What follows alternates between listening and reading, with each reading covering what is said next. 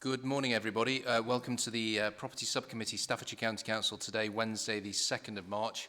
Do we have any apologies for absence? Yeah, good afternoon, Chairman. I've received apologies from Councillor Parry. Any others? No.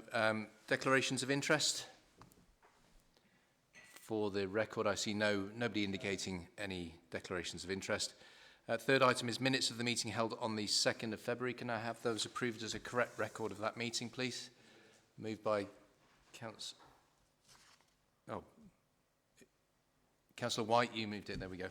So I'll sign that off. And then moving on to the first item, substantive item on the agenda, which is the proposed leases to academies. Councillor Price, I think we're with you. Councillor Price? No, Councillor DeVille. Yeah, thank you, Chairman. Good morning, everyone. Very straightforward, Chairman. Proposed leases to academies of Greenhall Nursery School, Stafford, and Endon Hall Primary School. And of course, it's the Department of Education's expectation that lease will be granted to these two schools. Stuart, anything at all to add? All straightforward, I know. Just one thing, just for your attention. Nursery school might grab some attention. We have one nursery school in Staffordshire, to the best of my knowledge, and this is the one. So it's got its own DFE number, it's got its own PID number, it gets its own financing, so it can transfer in the same way as an academy. Other than that, they're both standard transfers. Councillor Price, you are the local member as well as being the portfolio holder, so is this a local member point or a portfolio holder point? Bit of both. Yeah, it's probably just, I am the local member there. I did see that this was in the document and I have absolutely no problem with it. I have not been consulted at all or asked for my opinion on this. Whether I should or shouldn't have been, I'm not sure, but I just wanted to make that point. Okay, just have a quick blast around the table then in that case. Legal, any comments? No, thank you. Finance? Who's doing finance? Is it you, Ian, today? We've managed to... I'm sorry, I've been pressed the wrong button. There's no issues in terms of finance. There aren't any implications for us. Thank you. Valuation, anything to add? No comment, no, Mr. Chairman, thank you. Have we had any comments from the local member, Councillor Flunder? Yeah, just to say that he supports the proposal. Mr. Turner, as your role as the AD, have you got any other comments to make before we open it up to members? No, it's all standard process. Thank you. Thank you. Members of the committee, do you have any observations about the recommendations before we move to the vote? Mr. DeVille, if you can give us the recommendations, please. Thank you, Chairman. So the recommendation is the lease of the site set out in the schedule in the standard format be approved, Chairman. It is so recommended. All those in favour? For the record, that is unanimous. Move then to agenda item 5, which is Car Park, Church Street, Burntwood, WS73QL, proposed underlease. Who's taking that for us? Councillor DeVille? Yeah, thank you. Thank you, Councillor White. The underlease of the car park at Church Street, Burntwood, to Chasetown Football Club. Of course, colleagues, Chasetown, like other sports clubs, have experienced massive challenges over the past 2 years. As the club recovers, they are looking to expand their community offer. And the underlease of the car park will help this community offer and help the club to offer this facility to the wider community. We as County Council, Staffordshire County Council, would encourage additional usage of this facility, particularly the community use of the facility, Chairman. And importantly, Chasetown Football Club will manage both the condition of the car park and importantly, the security of the car park. Before we open it up for discussion, Chairman, I'd ask Peter if he has any further comments to make. Peter. Thank you, Councillor. Yeah, the correct identity of the proposed tenants is Chasetown FC 2021 Limited, and they have had a number of complaints from neighbours in the area about car parking issues, usual sort of thing on match days. This is a car park which isn't used normally, and this is seen as a means of it being managed on our behalf. We have had issues before, which is why we've had to put a lockable barrier across the front of it and keep it out of use. So it's really helping us as well as helping them. There is a condition in the proposed agreement that if they do charge for car parking at any point, then we can start charging them a rent. The idea is that this will be outside the Landlord and Tenant Act. Councillor Wilcox has been approached and he is supportive of the arrangement.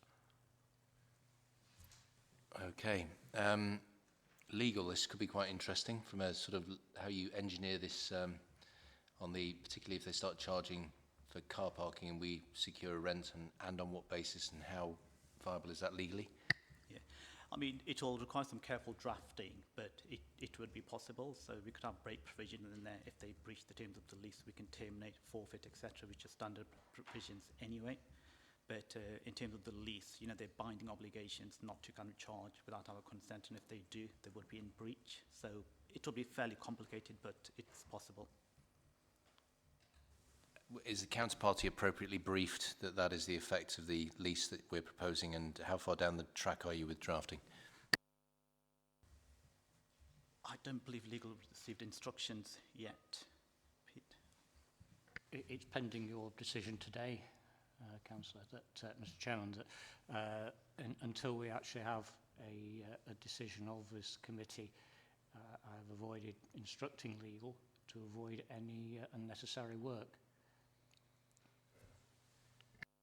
Okay, finance, anything to add? John? No, shake of the head there. Valuation, well, legal, you're back in again.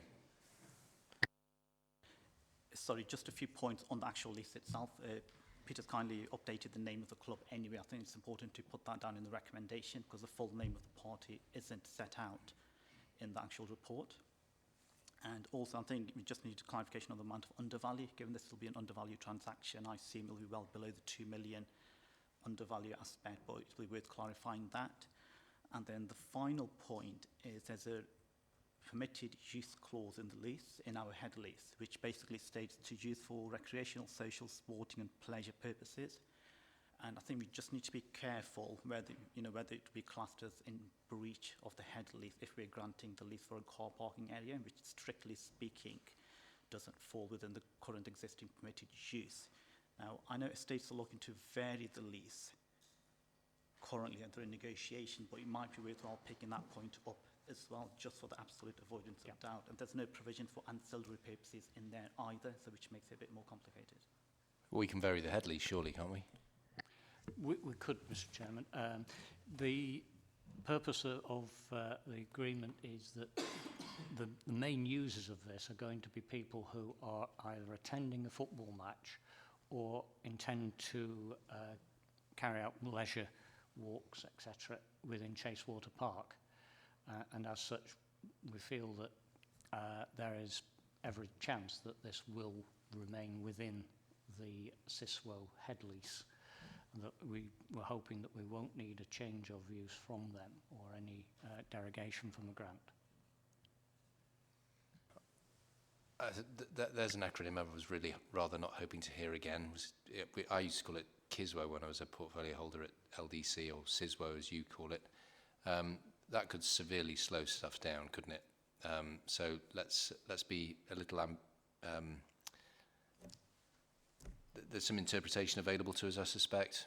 It might, I don't know if it's worth touching base with, I'm going to call them KISWO, I've been calling them KISWO for years. I don't know if it's worth touching base with KISWO, because that is the coal industry something. Who knows what the acronym stands for? Welfare organisations at the end. Yeah, I don't know what the S... Something welfare organisation. I don't know what... So they are they're the landlord. And I've had to deal with them with Burntwood Leisure Centre. Good job the microphone wasn't on there, Mr. Turner. Right, Okay, let's see what we can do within the limitations of the head lease, so we don't slow ourselves down on this. Are there any other? So we've done legal valuation. It's an undervalue.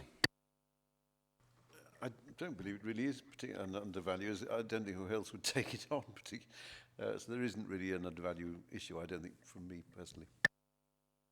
Mr. Turner.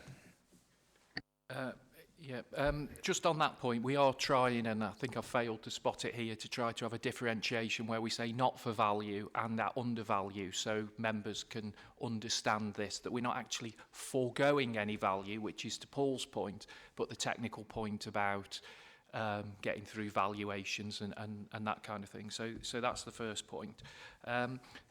My main point here is that this has been a problematic site for the County Council in terms of its head lease for quite some time, back to the days when I was involved in building Burntwood Bypass.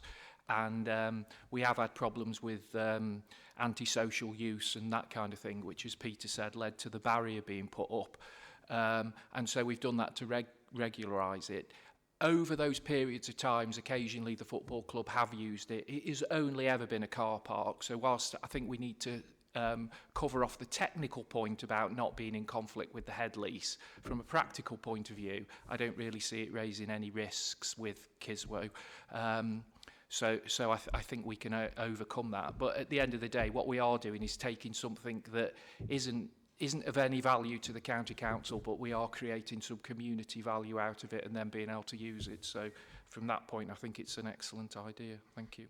But for anybody that knows the site, the potential for antisocial use is very, very high, of the variety that we don't really want to discuss in this meeting. Local member. You're obviously not the local member, but you get the gist. I haven't received any comments. Members of the committee, any? Oh, Sorry, Mr. Chairman. I did approach Councillor Wilcox and he is supportive. thank you. You did say that, sorry. Members of the committee, you've heard officer views, recommendations and what have you. Any comments to make? Before I go back to Councillor DeVille, who will have to propose a slightly amended recommendation based on the name, we do have the potential, I mean, in all seriousness about the antisocial behaviour, we will be held responsible, whether we like it or not, if it does become a site for antisocial behaviour. And so I do think we need to just reflect on that, because we will surely hear from the District Council and the Burntwood Town Council in pretty short order if that's where people are going to congregate. Can I ask you, Mr. Turner, to give some thought to that in your conversations with Chase Town 21, whatever we're calling them? Yeah. Mr. Chairman, we have put in fairly strict opening hours to try and combat that. I know it's damage limitation.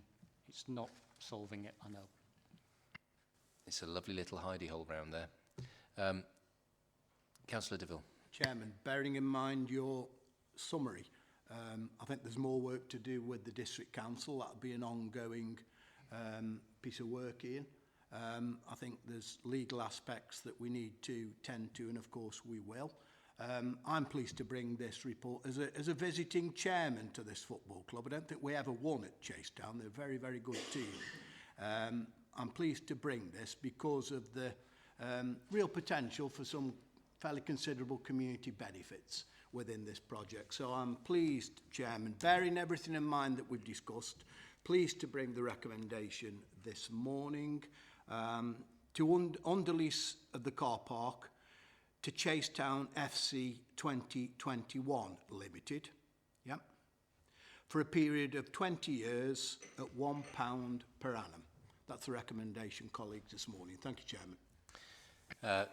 Members of the committee, you've heard the recommendation. Any comments? No? All those in favour? For the record, that is unanimous. Moving on then to the next item on the agenda, which is for me to move exclusion of the public. I move that the public be excluded from the meeting for the following items of business which involve the likely disclosure of exempt information as defined on the paragraphs of Part 1 of Schedule 12A as amended of the Local Government Act 1972 as indicated below. It's so moved.